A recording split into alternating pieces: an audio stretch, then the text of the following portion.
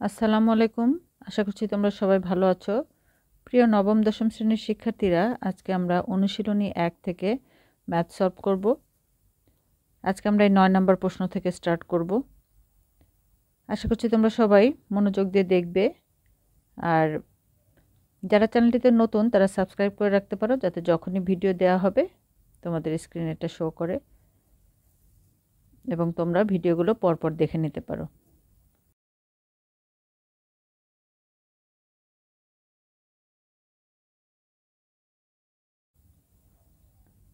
প্রমাণ করো যে প্রতিটি সংখ্যা অমূলদ। এখানে √5, √7, √10 তিনটা সংখ্যা দেয়া আছে, এগুলো অমূলদ। এটা আমাদের প্রমাণ করতে হবে। এখন আমাদের জানতে হবে তাহলে অমূলদ কি।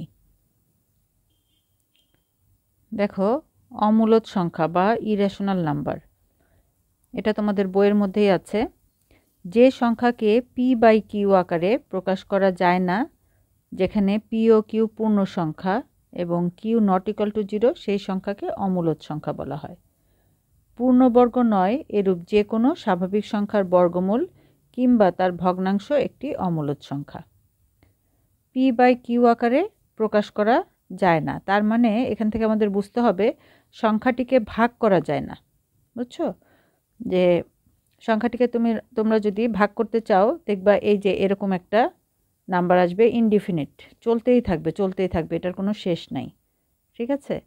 আর এই অমূলদ সংখ্যা যেহেতু জানলাম, তাহলে মূলদ সংখ্যাটাও দেখে নেই।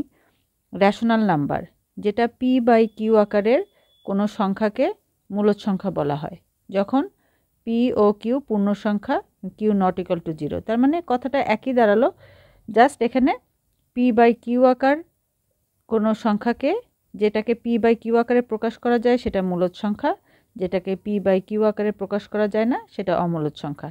তার মানে যে সংখ্যাটিকে যে ভাগ করা যাবে, ভাগ করলে দেখো মিলে যাবে, পয়েন্টের পরে অল্প কিছু সংখ্যা আসবে, এসে মিলে যাবে, সেগুলোকে বলা হবে মূলদ সংখ্যা। আর যেটা মিলবেই না, আমরা এর কোনো আনসার পাবো না, ইনডিফিনিট, সেটাই হলো অমূলদ সংখ্যা। ঠিক আছে?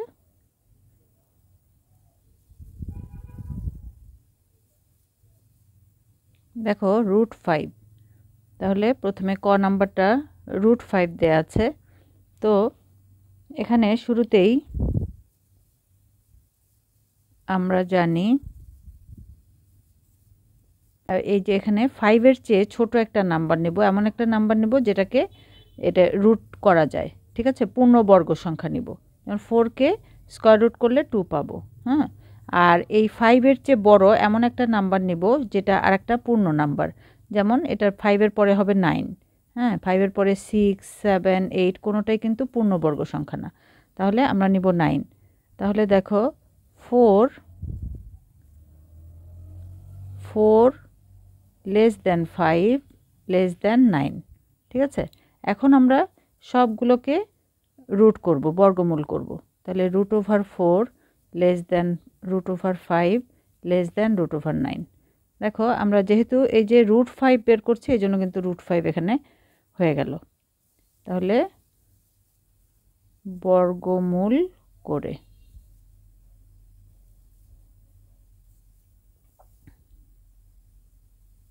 তাহলে এটা কি বর্গমূল করলে কি হবে?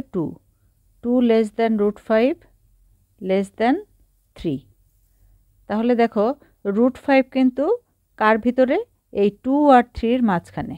আর এখন 2 আর 3-র মাঝখানে কিন্তু অন্য কোনো নাম্বার নাই, তাই না? আমরা তো জানি সিরিয়াল হলো 1 2 3 4 5 নাম্বারগুলো এভাবে আসে। তো এখন 2 আর 3-র মাঝখানে নাম্বার নেই, তার মানে এটা কিন্তু একটা পূর্ণ সংখ্যা না। হ্যাঁ, তাহলে আমরা কি বলতে পারি? অতএব √5 একটি পূর্ণ সংখ্যা নয়।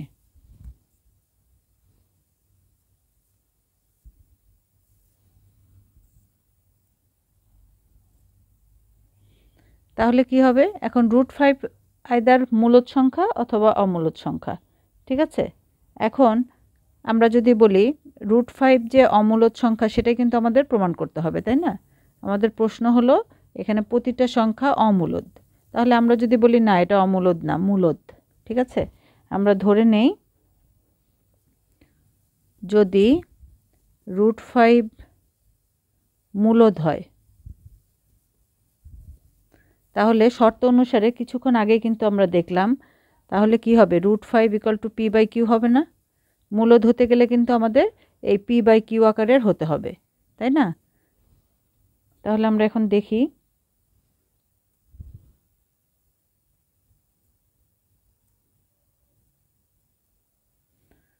তাহলে আমরা উভয় পক্ষকে বর্গ করে ফেললাম, p²/q²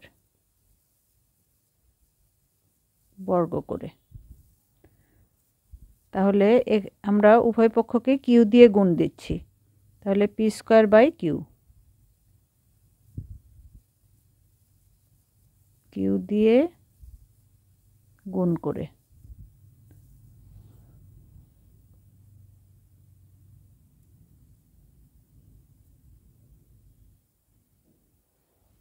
এখানে দেখো, তাহলে এই যে 5q, এটা তো একটা পূর্ণ সংখ্যা, তাই না? তাহলে এটা যদি পূর্ণ সংখ্যা হয়, আবার এটা কিন্তু পূর্ণ সংখ্যা না, কারণ p আর q দুটাই তো স্বাভাবিক সংখ্যা, তাই না? আর এরা হলো পরস্পর সহমৌলিক। সহমৌলিক হলেই কিন্তু এই p/q দ্বারা প্রকাশ করা হয়। হ্যাঁ, তাহলে আমরা কি বলতে পারি, এটা আমরা লিখে দেব 5q পূর্ণ সংখ্যা, কিন্তু p²/q পূর্ণ সংখ্যা নয়।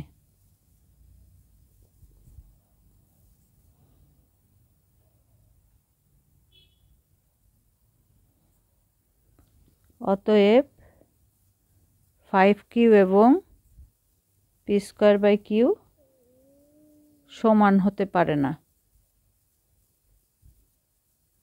যেহেতু একটা পূর্ণ সংখ্যা আর একটা পূর্ণ সংখ্যা না, তাহলে এটা কিভাবে সমান হবে, তাই তো? তাহলে অর্থাৎ 5q not equal to p²/q।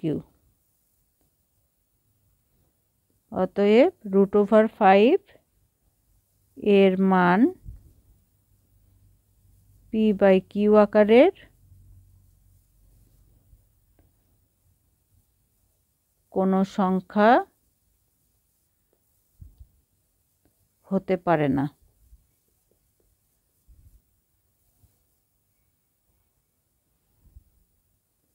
অর্থাৎ 5q not equal to p/q।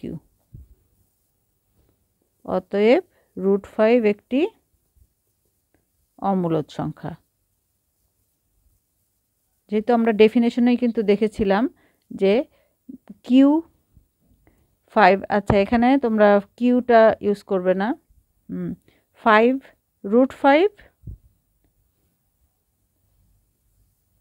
not equal to p/q, ঠিক আছে? এই জায়গাটা একটু দেখে নাও। তাহলে √5 = not equal to p/q, তো √5 একটি অমূলদ সংখ্যা। যেহেতু p/q আকারের হলে সেটাই মূলদ সংখ্যা হয়, আর যেহেতু p/q আকারের না, এই জন্য এটি একটি অমূলদ সংখ্যা। আশা করছি তোমরা বুঝতে পেরেছ।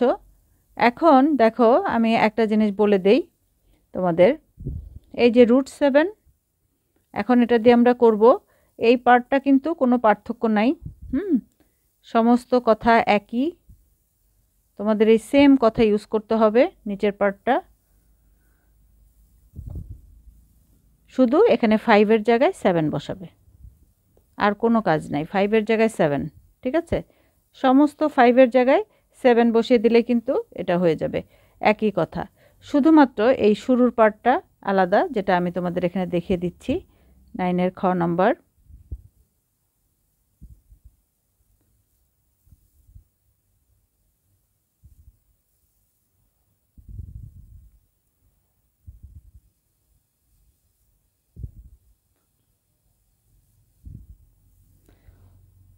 তাহলে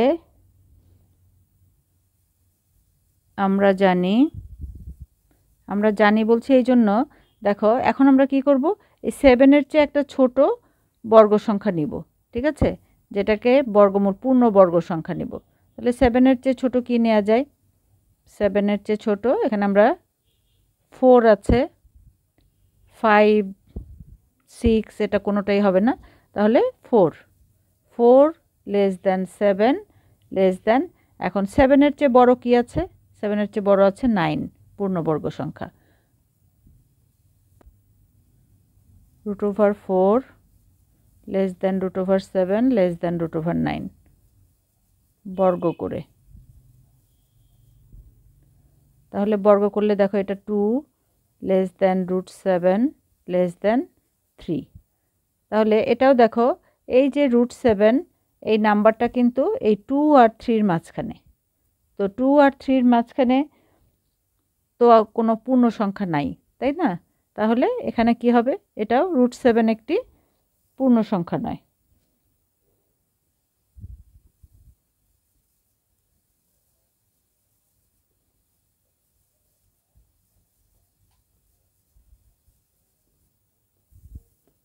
অতএব √7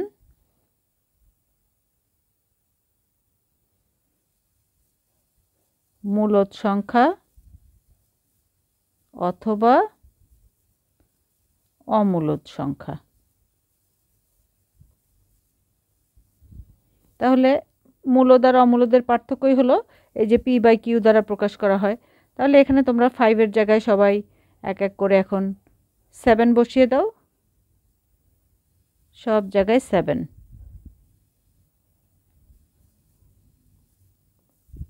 ঠিক আছে, সবগুলোতে 7 বসিয়ে নাও, এই একই কোশ্চেনের মধ্যে জাস্ট আনসারটা এটাই পাবে। ঠিক আছে, √7 একটি অমূলদ সংখ্যা। আশা করছি তোমরা বুঝতে পেরেছ। আসলে একই ধরনের অঙ্ক সবগুলো, একই জিনিস বারবার করতে হচ্ছে, তো একটা যদি ভালো করে বুঝে নাও পরবর্তীগুলো কিন্তু তোমরা একইভাবে করতে পারবে। এখন দেখো পরের নাম্বারটা √10, এটা আমি একটু দেখিয়ে দিই। এটাও কিন্তু একই, প্রথম পার্টটা আলাদা, বাকি সব সেম। √10, এখন তাহলে আমরা কি বলবো? আমরা জানি, দেখো 10-এর চেয়ে ছোট পূর্ণবর্গ সংখ্যা এখানে কিন্তু 9, তাহলে 9 লেস দ্যান 10 লেস দ্যান, এখন 10-এর চেয়ে বড় পূর্ণ সংখ্যা দেখো 11 হবে না, 12 হবে না, 13 হবে না, 14 না, 15ও না, 16ও না, 16-এ গিয়ে আমরা পেলাম যে এটা একটা পূর্ণবর্গ সংখ্যা। তাহলে আমরা এখন বর্গ করে দিব,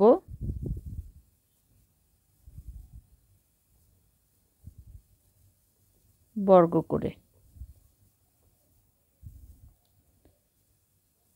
তাহলে দেখো এটা পাচ্ছি 3 √10 লেস দ্যান 4। তাহলে দেখো এই যে √10-এর মানটা আসবে 3 আর 4-এর মাঝখানে। ঠিক আছে, এখন 3 আর 4-এর মাঝখানে কিন্তু কোনো পূর্ণ সংখ্যা নাই, তার মানে √10 একটি পূর্ণ সংখ্যা নয়। অতএব √10 একটি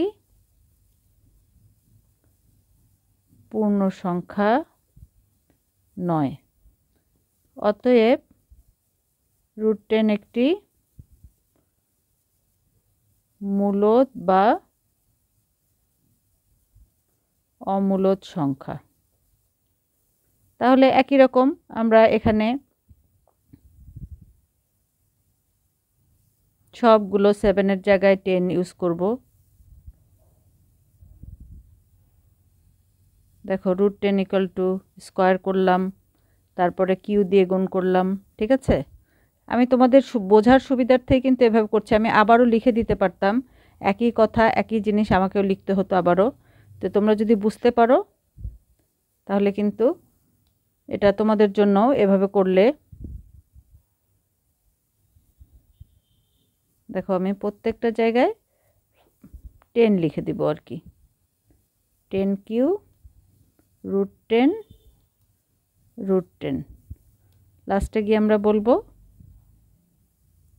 তাহলে যদি একটা ম্যাথ শেখো তাহলে কিন্তু সবগুলো শেখা হয়ে গেল। এই ধরনের যে ম্যাথই আসবে তোমরা ইজিলি সেগুলো প্রুফ করতে পারবে। ঠিক আছে,